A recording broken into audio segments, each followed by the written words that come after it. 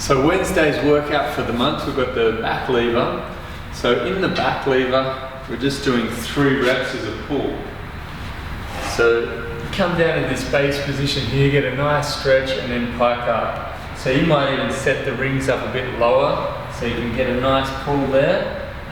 If you're strong enough, you get the lift off in that position and then come down, lower down, right through. The full version, you go into the dislocate, back into the inlocate and pull. The 3 reps, or 1 to 3 reps if you go a bit slower.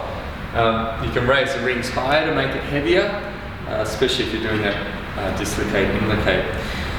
The L-sit version for the month, just got the hands on the ground. Easiest is just to try and get those shoulder blades down and back, like that. And then you can take one leg off, other leg off, straighten that leg out. What makes it harder is to try and keep that position. I prefer doing it like this, so it's prepping my mana more. And then try to get those legs out in front. You could do it in dumbbells, can do it in parallel bars, makes it a lot easier, so that way if your butt drops down a little bit, it is pretty heavy, but you've got to develop that low trap strength to be able to get that chest through quite hard, and you'll find it, they'll cramp a bit in those long head of the triceps, posterior delt, pretty heavy. The front split of the month, just working with a wall or a pole like I've got here. Wall works well. So you're just going to take that leg up, 30 seconds a leg, and then drive that in. Obviously the closer you get, the more flexibility it's going to require. But you can start off with just a shin on or the knee on, and then you try and really get right in there, open right up. 30 seconds aside, then straight back into that back lever. For the pull push leg, so you get 4 rounds of that one out. Try and use that front split as your rest, even though you're still working pretty hard, and just get that breathing under control in that. The pull push leg's got the ring push up. The pull, you're just going to use one of your bands.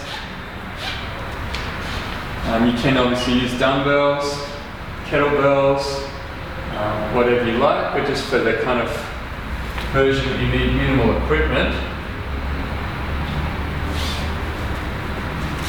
just grab a band and stand on the band, obviously more tension in the band or with a heavier band to make it harder. Just getting that arch in the lower back, and then one arm, then the other arm. Then you can straighten the legs out, grip it a bit lower to make it heavier. There, obviously with the band, as you pull it, the tension gets greater, so it's not as ideal as a weight, but equipment-wise, you know, you don't need a lot of equipment to get a good workout done, and you're still going to get really good lower trap strength from just using the band, especially the heavier bands. The push-ups, when you're starting out on the toes, get that nice turnout. You can come down to the knees here, open that chest up, and then to the toes here, turn it out. If you want to make it heavier, so what I do when I train, I'll bring the rings up higher so I can have my feet elevated, and then I'll go even deeper, so stretch through just a greater range of motion. Then for the legs, just got the multi-directional lunge, so just going to go 5 directions, straight, pretty straightforward. Then the 45 degree, got those hips square to the front. Lateral, really hitting those different fibers through the hip and the adductor. Then we're going back 45, and then straight back. So, you know, work the ranges that feel good. We work between, well this month we're working between 13 down to 10, down to 7 and down to 4 reps and back to 13 for week 1, and then that moves along 3 reps every week. So next week Monday will be 10, then we'll go through to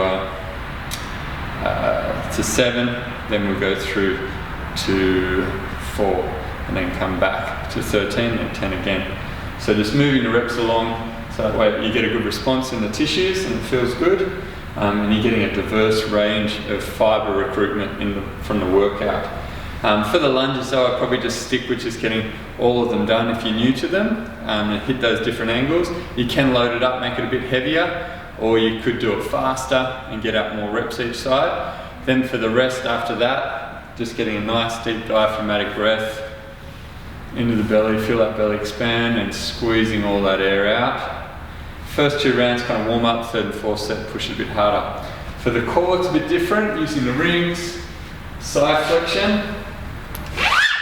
So I like to set it up kind of around shoulder height. Could go a bit lower, a bit higher. Coming under, stretching out that side, and I'm going to contract that side. So the bottom side is working. Getting 30 seconds one side, doing about 3 to 4 reps. Stretch, strengthen. Watch out for the cramps in the lats and the obliques when you contract right up. 30 seconds the other side. Then you're going to go into sideline. So if I'm working this side first, on the downside, then I'll stay on that side to work that side first for the upside for this. You have the arm here, even here is nice so you keep that balance, but you want to keep that line down the side, stretch out, and then just strengthening by reaching down towards the knee, stretch out. These are a little bit more challenging to get the wave whip style conditioning, but you could work on that. So you roll one segment at a time as you come down, and as you come up, you're rolling one segment at a time, then you integrate the arm.